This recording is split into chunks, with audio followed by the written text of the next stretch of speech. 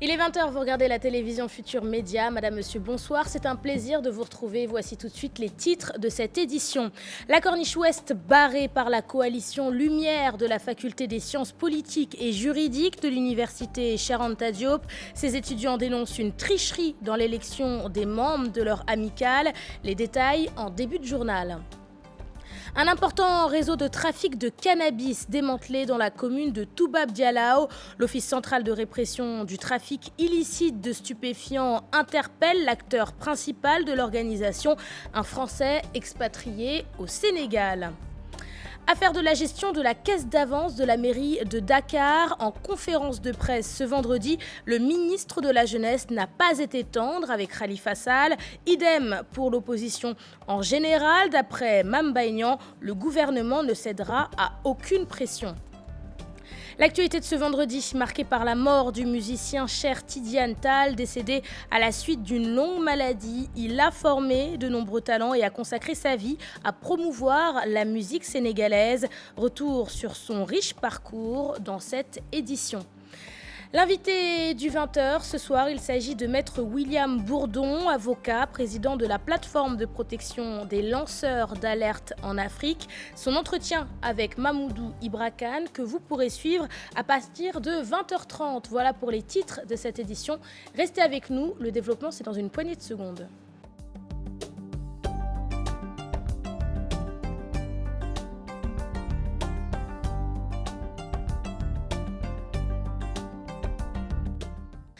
Bienvenue à tous et merci de vous informer sur la télévision Futur Média. La Corniche Ouest barrée ce vendredi par la coalition Lumière de la faculté des sciences politiques et juridiques de l'université Cheikh Anta Diop de Dakar. Ce matin, les étudiants ont protesté contre les résultats de l'élection de leur amicale. C'était le 22 février dernier. La liste perdante soupçonne une tricherie pour les gagnants de l'élection. Il s'agit là de mauvaise foi. Plus de détails avec Cheikh Tidiane Diop et Ababakar Kamara. Ils envahissent la rue très tôt le matin pour barrer la Corniche Ouest, empêchant les automobilistes à circuler librement. C'est l'intifada entre forces de l'ordre et étudiants.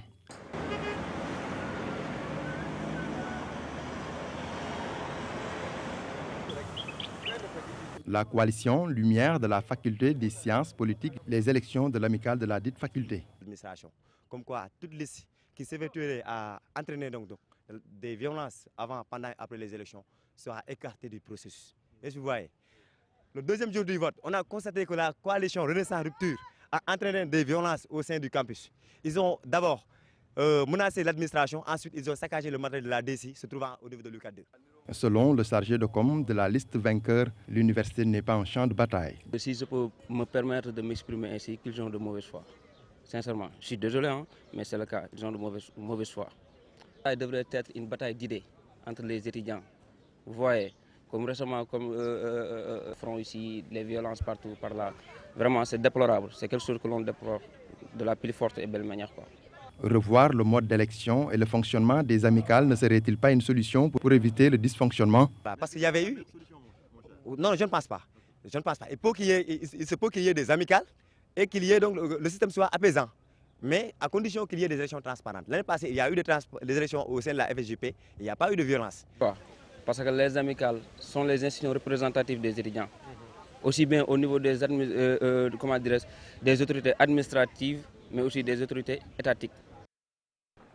L'Office central de répression du trafic illicite de stupéfiants démantèle un réseau de culture de cannabis. À la tête du trafic découvert dans la localité de Toubab Dialaw, un ressortissant français installé au Sénégal. Pour la culture et la commercialisation de la drogue, tout un dispositif a été mis en place. Tout le matériel a été saisi par la police. Plus de détails avec Aïssa Toupaï et Younous Diatta. Démantèlement d'un réseau de culture organique de skunk, variété rare de cannabis, tout un arsenal, un modus operandi bien ficelé. Le réseau serait animé par un ressortissant français natif du Sénégal et un autre, son acolyte, de type maghrébin. Guidé par la forte odeur des plantations de cannabis, caractéristique, donc la forte odeur caractéristique acoustique des plantations de cannabis et le bruit généré par une installation de production de cette substance. Les éléments renforcés par une autre équipe ont pu localiser le lieu de prédilection de la bande. Les entrées et les sorties incessantes ont fini de convaincre les éléments sur le trafic en cours dans le dit appartement. Cette opération s'est soldée par la découverte d'une véritable installation servant à produire du cannabis. La collaboration de la population souhaitée. C'est l'occasion pour nous aussi de lancer un appel solennel à l'endroit des citoyens pour la collaboration que nous attendons d'elle. Parce que nous ne pouvons pas gagner cette bataille contre le phénomène du trafic illicite de drogue sans la collaboration des populations. Donc elles doivent avoir le réflexe de dénoncer parce elles savent du moins ce qui se passe dans leur quartier. Donc nous les invitons à avoir ce réflexe d'aller vers les forces de défense et de sécurité pour dénoncer de telles pratiques. Véritable association de malfaiteurs selon le commissaire de police. Pour la première fois, la section opérationnelle de l'Ortis démantèle un réseau de culture organique de skunk au Sénégal. On passe à la politique avec ce vaste rassemblement à l'hôtel de ville de Dakar sur initiative des élus de la capitale. Plusieurs leaders de l'opposition ont fait le déplacement pour soutenir le maire de Dakar, Khalifa Sall, actuellement en détention préventive. Nous sommes en ligne avec notre reporter Fatima Taba qui est sur place. Fatima, bonsoir. Bonsoir Léa. Fatima, quel leader de l'opposition était présent à ce rassemblement et surtout, qu'est-ce qui a été dit? Ils sont nombreux, les leaders, les responsables politiques présents cet après-midi à l'hôtel de ville de Dakar. Léa, Cheikh Bamba Dièye du FSD/BJ, de Rewmi, Serigne Assane Mbacké, Doudou Wade, Babacar Gueye du Parti démocratique sénégalais, Mamadou Boumbala du Grand Parti, des élus locaux également, Babacar Seck, maire des HLM, Moussa Sy, maire des Parcelles Assainies, Cheikh Gueye, maire de Dieuppeul-Derklé.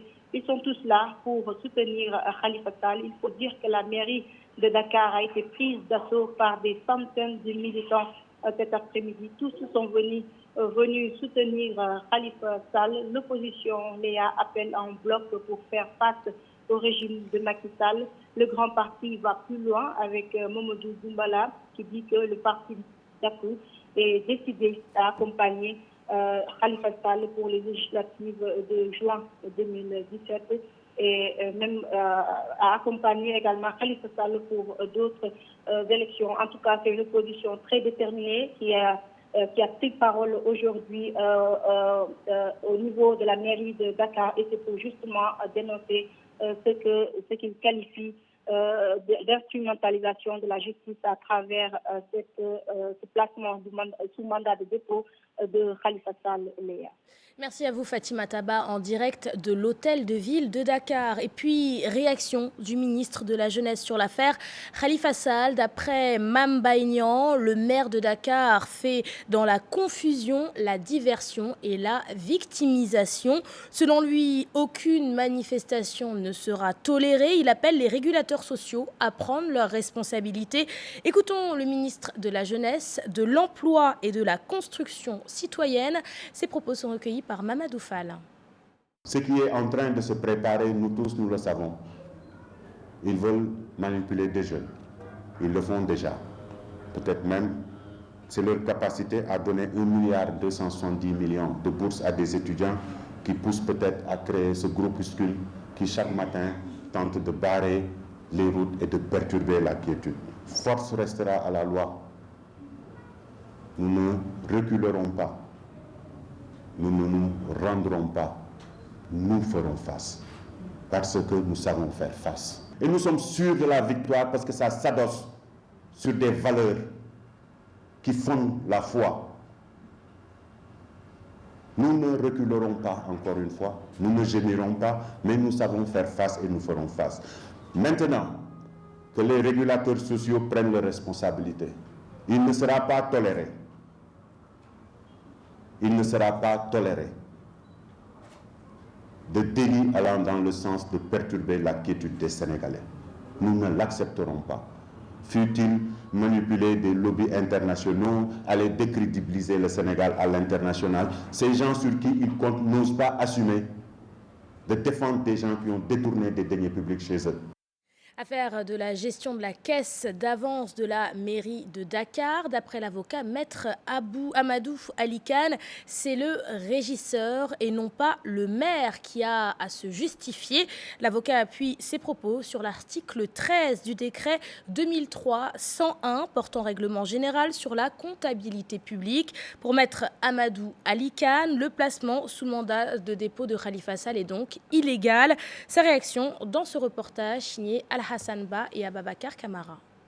Explication d'un juriste militant des droits de l'homme, Maître Amadou Ali Khan, est d'avis que s'il y a des justifications à donner sur la gestion de la caisse d'avance de la mairie de Dakar, c'est au régisseur de le faire. Il faut savoir que la caisse d'avance, c'est un mécanisme de la comptabilité publique qui permet de régler ce qu'on appelle les menues dépenses et surtout les dépenses urgentes, qui ne peuvent pas passer par la procédure normale parce que prenant du temps. Maintenant, il faut comprendre que la caisse d'avance n'est pas gérée par le maire lui-même. Le maire n'est qu'un ordonnateur de dépenses. C'est-à-dire quand il fait une dépense, il demande à un régisseur. C'est le régisseur qui gère la caisse d'avance. Et le régisseur de la caisse d'avance, il a au-dessus de lui un régisseur assignataire qui est le comptable public qui est envoyé qui dépend du ministère des Finances. Donc, c'est à eux de produire les justificatifs des paiements qui ont été faits, des décaissements qui ont été opérés. Et un délai est fixé pour garder ces justificatifs. Passé ce temps, l'article 13 du décret 2003-101 du 13 mars 2003 est très clair. Il dit que les justificatifs doivent être gardés pendant 2 ans. Passé ce délai, évidemment, il n'est plus tenu de les garder, les régisseurs.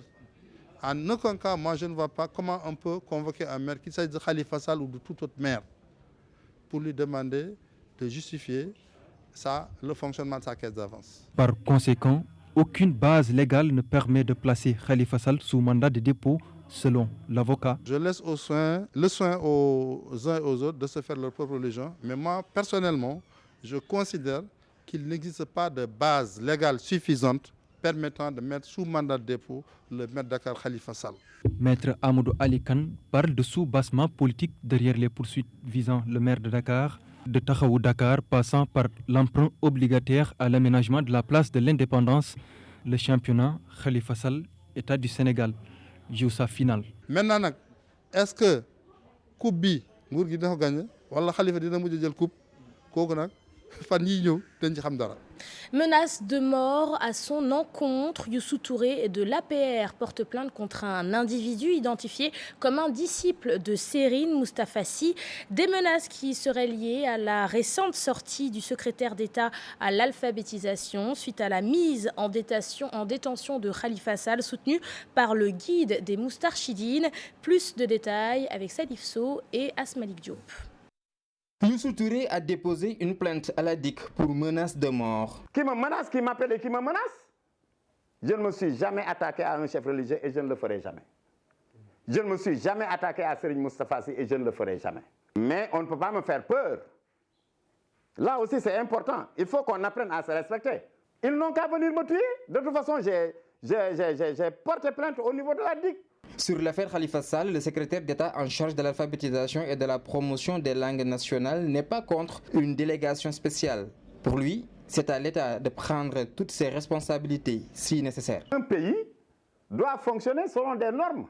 Si les experts estiment effectivement que la ville de Dakar doit être mise sous contrôle, mais évidemment, l'État prendra ses responsabilités. C'est important parce qu'il revient à l'État de prendre en charge certaines questions. Des décisions seront aussi prises pour faire face, précise-t-il, à une certaine opposition. Le membre du gouvernement parle même d'une entreprise de déstabilisation du pays en gestation. On a en face de nous des individus qui ont perdu la raison, qui ont des problèmes d'ordre psychique, d'ordre mental. Cette entreprise de destruction, cette entreprise qui a comme seul objectif de déstabiliser ce pays, ça ne passera pas. Nous ferons face. Dans ce pays, qui insulte ou qui fait quoi, qui injurie, Cela ne passera pas, a précisé Youssou Touré. Information sur l'arrêt ou la fermeture de certaines commissions pour les inscriptions sur les listes électorales. La rédaction s'est rendue à Grand-Yoff. Sur place, on ne parle pas, en tout cas plus de fermeture, mais plutôt de réorganisation. Les responsables de commission, eux, se félicitent du taux d'inscription. Réaction dans ce reportage, il est signé Ibou Diouf et Younous Diatta. Sur place, l'information est vite réfutée.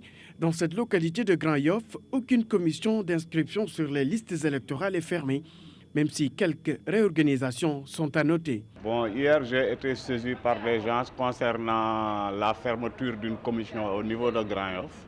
Les gens avaient pensé que c'est la commission du centre socio-culturel, or que c'était la commission du centre Guindi qui se trouve au niveau de la zone de captage de Grand-Yoff. D'ailleurs, les informations que nous avons eu à avoir par rapport à ça, vous savez que depuis quelque temps, il y a des commissions qui ont été instituées pour faire les après-midi, c'est-à-dire de 16h jusqu'à 21h, 22h. Des informations infondées. Quand vous voyez de visu qu'il y a des gens qui sont en train de s'inscrire, et nous faisons trois rounds d'inscription, c'est-à-dire le matin entre 11h et midi, et le soir à partir de 16h pour la commission de nuit. Au niveau de la commune de Grand-Yoff, différentes commissions sont en activité pour faciliter la tâche aux citoyens. À Grand-Yoff, on avait 5 commissions, mais jusqu'à ce jour, il y a les 4 commissions qui fonctionnent. Il n'y a qu'une commission qui a été fermée, c'est la commission de la zone de captage, le centre Guindi. Les inscriptions se poursuivent dans les différents centres et les taux enregistrés rassurent les autorités. En moyenne, nous accueillons à peu près 200 à 300 personnes par jour. Et la commission est ouverte du lundi au samedi. À peu près 250 à 300 personnes par jour. Si nous faisons le calcul, nous tournons autour de 1500 personnes par semaine d'inscription, depuis le 30 novembre jusqu'à maintenant. Grand-Yoff est une localité électorale très convoitée, comme le démontrent ces nombreuses cartes d'identité qui attendent déjà preneurs. À présent, direction Diamniadio, où le conseil communal de la jeunesse se dresse en bouclier contre des spéculateurs fonciers. Ces derniers sont accusés de vouloir brader un site destiné à la construction du 2e stade municipal de la localité. Plus d'explications avec Ousseinou Thiam et Biradiania. Depuis l'érection du pôle urbain de Diamniadio, c'est la ruée des promoteurs fonciers vers la localité. Le site prévu pour le 2e stade municipal n'est pas à l'abri des promoteurs détenteurs des baux, ce qui n'est pas du goût du conseil communal de la jeunesse. Nous sommes engagés tout simplement aujourd'hui à préserver le 2e stade municipal de Diamniadio face à des éventuelles menaces. Le 2e stade municipal de Diamniadio aujourd'hui est un joyau pour la jeunesse de Diamniadio et nous comptons tout simplement représenter les intérêts des jeunes où qu'ils se trouvent et que nous ne comptons pas reculer d'un iota. Cet stade appartient à la jeunesse de Diamniadio et j'ai l'habitude de le dire, l'affaire des jeunes aux jeunes, quelles que soient ces menaces-là, et dire que nous allons interpeller tout simplement les autorités compétentes de ce pays. Des jeunes déterminés à ne pas céder un lopin de terre sur le site réservé à ce 2e stade. Diamniadio est aujourd'hui en retard par rapport aux activités de développement. Parce que lorsque vous devez tout simplement vous penser sur les axes centrales qui doivent mener au développement, vous êtes là toujours à évacuer les questions foncières, les contentieux fonciers, mais comment Diamniadio va se développer? C'est ce qui fait le recul aujourd'hui de notre commune, à l'instar des communes voisines comme Bargny, comme d'autres communes qui sont en train d'entreprendre de grands projets de développement. Nous allons leur demander, vaille que vaille, de mettre un mur de clôture pour préserver cet stade, mais également mettre un mur de clôture pour préserver les cimetières de Diamniadio. Car aujourd'hui, l'État s'accapare au nord et se permet d'accaparer le sud, mais où va aller la population de Diamniadio? Les jeunes qui doivent grandir, les jeunes qui doivent avoir d'espace pour vivre, d'espace pour véritablement mener leurs activités. Mais où allons-nous aller, nous autres populations de Diamniadio? Mais nous disons tout simplement que si l'État a pris le nord, mais qu'il nous laisse quand même le sud. Au-delà de leur sortie, ces jeunes de Diamniadio invitent l'État à veiller sur les réserves foncières disponibles pour l'avenir des générations futures de Diamniadio. Département de Kébémer, les producteurs d'oignons de la zone de Lompoul crient leur désarroi. Cette année, la production de l'oignon local fait face à un problème de commercialisation, une perte pour ces producteurs qui déclarent avoir investi beaucoup de leur argent. Selon eux, la faute à la présence toujours sur le marché de l'oignon importé. Écoutons ces producteurs, leurs propos sont recueillis par Tierno Fall. À Lompoul, une localité située dans la zone des Niayes, c'est l'inquiétude totale chez les producteurs de l'oignon local. En effet, ces derniers, après la récolte, n'arrivent pas à écouler leur production. ndax ñun fiñ tollu dañoo jaaxle dañoo tumaranki ndax ñun amuñ lu jun mbéy fiñ tollu soole baa ngi nii lamb mënuñu gisuñu baana bu ko jënd. te Macky Sall moom moo waxoon dem leen béy ñun nag ñëw nañ ci tool yi béy soble baa ngi nii amuñu nuñ ko def. ñun lañu amoon ci sunu poos jël nañ ko investir ko ci mbéyum soble mi lépp ci banque yi investir ko ci soble mi li nga jël nii mu ngi toll ci 4000 sacs te lu tolloog 27 hectares boo soble boo xamante ne ñor na ba woo koŋ mu ngi fii ci biir tool yi. Cette situation est, selon ces horticulteurs, causée par la présence sur le marché de l'oignon importé qui est en train de concurrencer la production locale. Parce que su fekkente ne ñoom fi mu ne nii fi ñu toll nii ci arrosage bi ci biir Sénégal mën nañu jaay 2 mois ci kanam fekk sunu soble bi bokku ci xam nga ne loolu du arrêté. président bi macha allah liggéey na waaye liggéey baa ngi bëgg a yàqu ndax boo jàppalee ay béykat ba ñu gis njëriñ li mu commencé yàqu loolu dafa bëgg nag saay. Ces paysans qui ne savent pas à quel saint se vouer lancent un appel criard au président de la République. ñun xamuñu feneen xamuñu tukki xamuñu dugg ay gaal MRSA la ñu waxoon ba ñu waxee MRSA ci la gaal yëpp mamba dugg ci tool yi moo indi ñëpp ñu ngi liggéey soble wax dëgg yàlla dañu bëggoon ne mu jàppale ñu bu baax a baax ñu jàppale ñu soble bi comme ni muy def ceeb bi di ko jënd di ko importer mu def noonu soble bi. A signaler que depuis quelques années, la production de l'oignon des Niayes devient de plus en plus importante. Du coup, presque toutes les saisons, des problèmes de commercialisation se posent. Parlons éducation. À présent, le secrétaire général du syndicat des enseignants libres du Sénégal pour des négociations sérieuses avec le gouvernement. Selon Souleymane Diallo, depuis le début de l'année scolaire, les enseignants ont attendu l'application des accords signés. Jusque-là, aucune grève n'a été observée. Pour une année scolaire sans perturbation, l'État doit respecter ses engagements, notamment en ce qui concerne les indemnités de logement. Je vous propose d'écouter Souleymane Diallo. Ces propos sont recueillis par Ousseynou Diop. Nous avons fait ce que nous avions à faire depuis le début de l'année. Nous travaillons sérieusement dans les écoles. Il n'y a pas de perturbation. Mais au même moment, le gouvernement, au lieu d'accélérer donc, le processus de mise en œuvre des accords, il traîne le pas, pensant effectivement donc, que les syndicats ne feront absolument rien du tout. Ils se trompent. Donc la paix dans le secteur est conditionnée par l'application des accords, fondamentalement sur l'ouverture de négociations sur les questions indemnitaires, mais également sur la fin des lenteurs administratives et sur le paiement de l'ensemble des rappels que l'État doit aux enseignants. Nous exigeons le partage dans les meilleurs délais des conclusions de cette étude et l'ouverture de négociations sérieuses autour des questions indemnitaires pour une amélioration sensible de l'indemnité de logement des enseignants et toutes les indemnités qui ont été portées à l'attention du gouvernement. Parce qu'il y a une injustice notoire, flagrante dans l'octroi de ces indemnités. Quand il s'agit de certaines catégories d'agents de l'État, donc on ne se prive pas d'en donner à l'appel.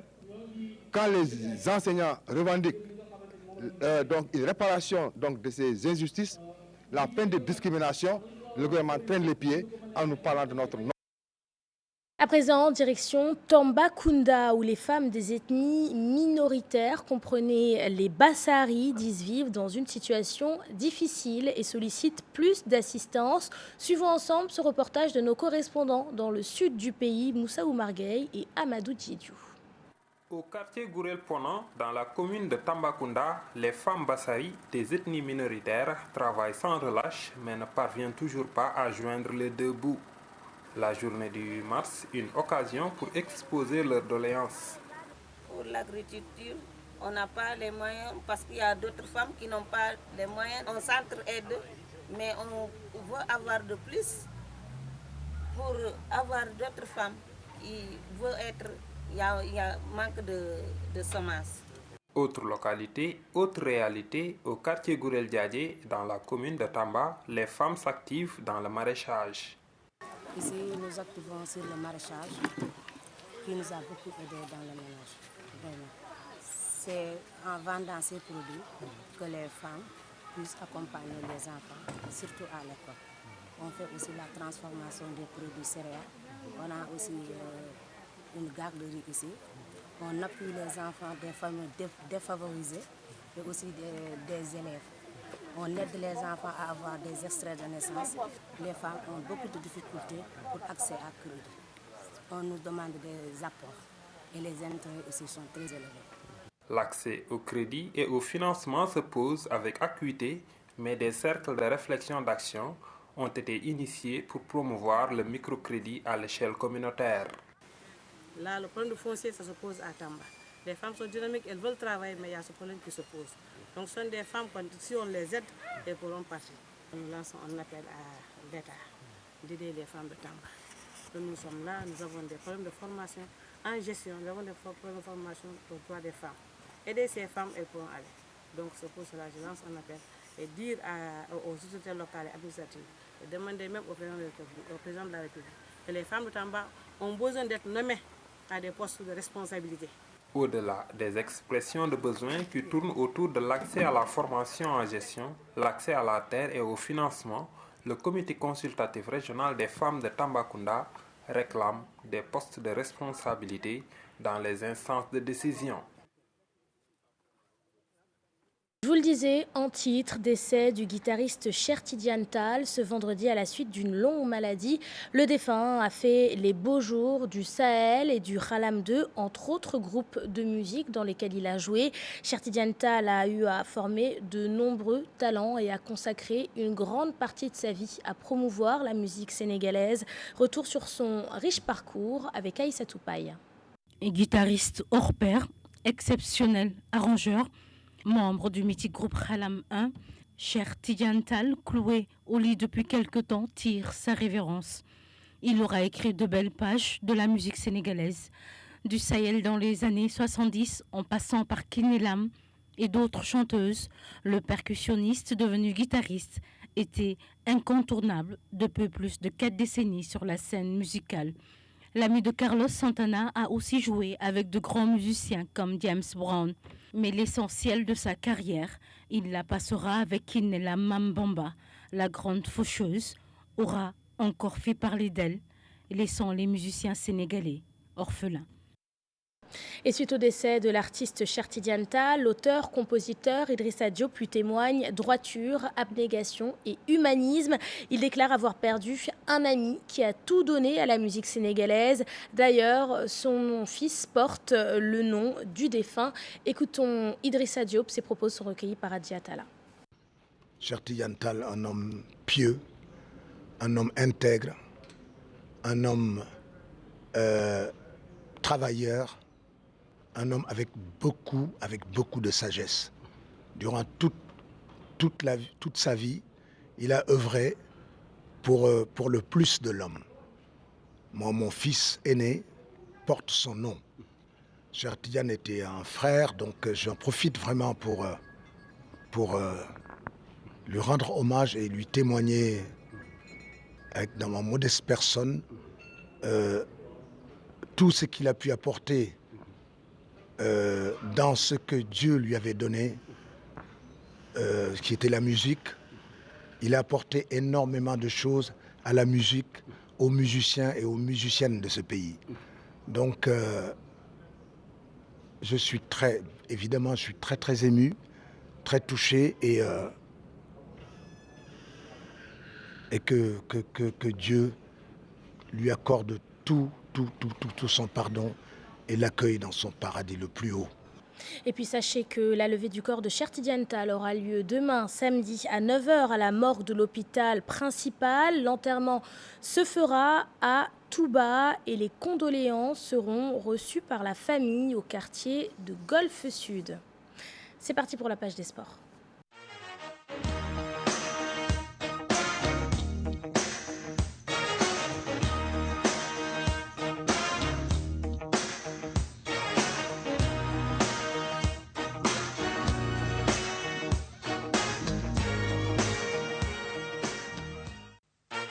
Bienvenue à tous dans la page des sports que nous ouvrons avec de l'équitation. Vainqueur 2 fois du Grand Prix de l'Arc de Triomphe. Parmi les meilleurs entraîneurs de course hippique en France, Madame Christiane Egg est actuellement à Dakar pour le Grand Prix du Haras du Kéné dont elle est la propriétaire. Elle compte apporter son expérience pour les courses hippiques au Sénégal.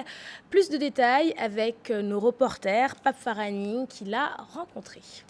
Un grand prix à l'honneur des Haras du Kéné de Madame Christiane Egg, 2 fois vainqueur de la course de l'Arc du Triomphe avec le cheval d'Ève. Très satisfaite de ce parrainage, veut une large coopération. Le président est venu me voir à Deauville et il nous a invités à venir au Sénégal et ça me fait très plaisir de découvrir les courses ici et l'élevage sénégalais et tout ce qui s'ensuit. Je suis très touchée et très contente que l'on ait fait que le Grand Prix en l'honneur du Haras du Kéné.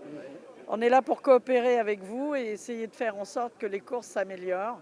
Avec cette visite à Papissignan, Madame Egg estime que c'est une manière de s'ouvrir à d'autres horizons pour mieux vulgariser les courses hippiques. Nous sommes obligés de le recevoir correctement parce que c'est pour lui rendre la monnaie. Quand on a été à Deauville, il nous a réservé un accueil chaleureux avec toute ma délégation. Et il nous a invités au Grand Prix de l'Arc de Triomphe avec tout ce qu'il fallait dans cette journée-là. Donc on ne peut que se contenter de sa présence ici. Parmi les meilleurs entraîneurs en France, Madame Egg compte apporter aussi son expérience aux Sénégalais. On va déjà amener du monde parce qu'il y a du monde qui vient me voir. Alors mon expérience, vous savez, c'est les bons chevaux qui font les bons entraîneurs. Mais bon, si je peux aider, je le ferai avec plaisir. Le Grand Prix du Haras du Kéné avec les meilleurs chevaux sénégalais est prévu ce dimanche à l'hippodrome Ndiaw Macodou Diop de Thiès. Et puis football à présent avec la Coupe d'Afrique des Nations 2017 des moins de 20 ans. Les jeunes de l'équipe nationale sont qualifiés pour la finale de la compétition. Pour ce dernier match, ils affronteront la Zambie, pays organisateur de cette CAN 2017. Jusque-là, l'équipe du Sénégal a démontré tout son talent. Et pourtant, on ne parle pas beaucoup des performances des Lionceaux. Alors pourquoi si peu d'engouement et de soutien pour cette équipe de football des moins de 20 ans ? Réponse dans ce reportage signé Pape Faraning et Mohamed Sodian. Une deuxième finale successive en Coupe d'Afrique des Nations des U20. Le Sénégal presque au sommet de l'Afrique avec les Koto Boys. Mais seul hic, cela ne suscite pas d'engouement chez les Sénégalais. C'est seulement quoi. Parce que quand on a la Kiam, Sénégalais qui est moi je suis contre Cameroun. Ça m'a paru très bizarre quand même que tout le Sénégal se soit approprié la victoire de Barcelone. Il y a eu un tollé, des échos, nos rues brillées, etc. Le lendemain, le Sénégal, notre équipe nationale, en tout cas l'équipe des U20 se qualifie de façon aussi éclatante. Mais c'est le silence total. Personne ne réagit, c'est comme si rien ne se passe. Le constat est le même chez les organes de presse. Seuls deux sont présents en Zambie. Les raisons sont diversement appréciées. Moi, je me pose moi-même la question en tant que journaliste sportif. Je vois que les U20 sont en train de faire quelque chose d'historique. Donc je me rends compte que, comme vous le dites, il n'y a pas beaucoup de journalistes déjà qui sont en Zambie. On a noté la présence du journal Stade, de l'agence de presse sénégalaise, et peut-être c'est les deux. Pas parce qu'on n'a pas voulu envoyer de reporters en Zambie, mais c'est simplement dû à un contexte économique assez difficile pour beaucoup de structures de presse. Mais ce n'est pas un manque d'intérêt pour cette Coupe d'Afrique des Nations, loin de là. Un manque de patriotisme ou pas, les Sénégalais estiment que la donne doit changer. Je me dis que ce n'est pas normal et il faudrait qu'on rectifie le tir parce que ce n'est pas la première fois. Aux Jeux africains en 2015, en septembre à Brazzaville, il n'y avait que 4 journalistes qui y étaient. Les Sénégalais ne s'intéressent qu'à l'équipe nationale A. Malheureusement pour le football sénégalais, on a jusqu'à dimanche pour remettre les drapeaux devant les maisons, sur les taxis, sur les véhicules. À quelques heures de la finale, l'on se demande si les Sénégalais doivent montrer leur soutien aux Lionceaux ou bien garder la même attitude pour ne pas porter la poisse aux Lions U20. Bon, et ben nous, on le dit, bon courage aux Lionceaux pour cette finale de la CAN 2017. C'est la fin de cette édition. Merci de l'avoir suivi. Merci de votre fidélité. Prochain rendez-vous de l'information, c'est à 0h avec le tout en images. L'information qui continue 24h sur 24 sur votre site igfm.sn. Je vous donne rendez-vous demain pour le journal de 20h. En attendant, je vous laisse en compagnie de Bouba qui assure la permanence et qu'on ne peut pas rater dans son grand boubou marron. Bonsoir Bouba. Bonsoir Léa, c'est Léa. Merci beaucoup et bonsoir à nos chers téléspectateurs. Le point final de ce 20h, c'est l'invité. Et dans un instant, nous parlons des lanceurs d'alerte. Qu'est-ce qu'un lanceur d'alerte? La réponse, c'est dans un instant.